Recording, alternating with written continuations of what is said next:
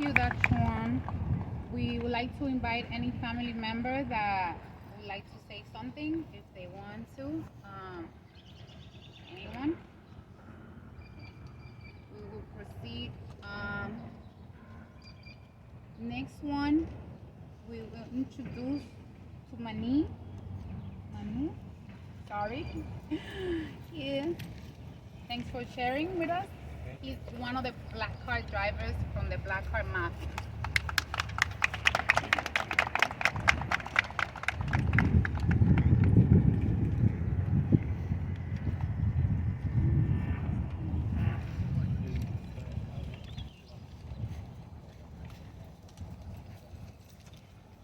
Hi, good afternoon everyone. Thank you for being here. My name is Vineet Rahman and I've been a black car driver since 2012. First I started off with black car and limousine companies and then fell into the trap of Uber to become an Uber partner, be your own boss. They promise the world of dreams to everyone by giving them $1,000 sign-up bonus to be on their platform. To manipulate them later, once they gathered a huge workforce of drivers, they started manipulating them with their algorithms, which burned the industry down to the ground. In the beginning, they used to charge 15% of commission, and now in some instances, it's up to like 55%. But today we are here to honor our brothers, black car drivers, livery drivers, taxi drivers, and delivery workers who got killed on the line of duty. We are here to honor them today.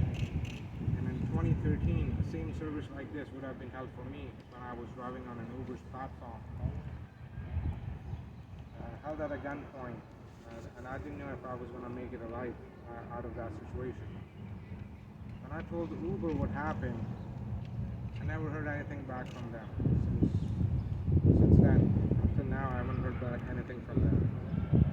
But I knew at that instance that we put our lives at risk for their profits. When you need them, these companies like Uber, Lyft, and DoorDash are nowhere to be found. We also know that sometimes these attacks are racially motivated. One of my uncles, he's Pakistani and has a long beard. He was assaulted and punched quite a few times just for stopping the riders after drinking his car. Even though he has two grown-up sons who are police officers, and yet he has to go through all this while being on Uber's platform, and it happened by an Uber rider. And of course, like me, myself and others, and my uncle never got any sort of compensation for that incident. I also knew, personally, I knew Doug Schifter, who was a limo driver, who killed himself in front of City Hall in 2018. His last words were, "I cannot live for a chump change."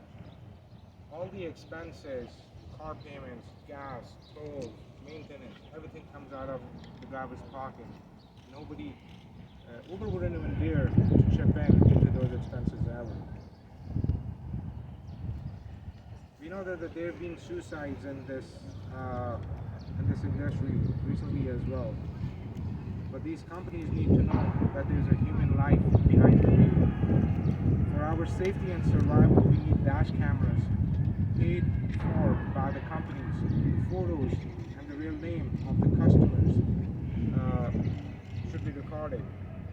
We need a greater security mechanism and support for our female drivers who also need this support.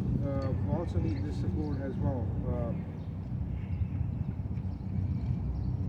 We also need healthcare and mental health care benefits. We need to make enough money to live off it, to provide for our families. When a driver loses an engine or a transmission on his car, that's $5,000, $6,000 worth of expense right there and then, which goes out of the pocket of the driver itself. Uber wouldn't even dare to take on these expenses that we drivers take on. But this is a billion-dollar industry, and these companies have made billions of dollars on the back of these drivers. We've been taken advantage of. but we refuse to be taken advantage any longer. Justice for AMP workers is united in our demands, and now we hope that there won't be any more suicides or deaths. Thank you.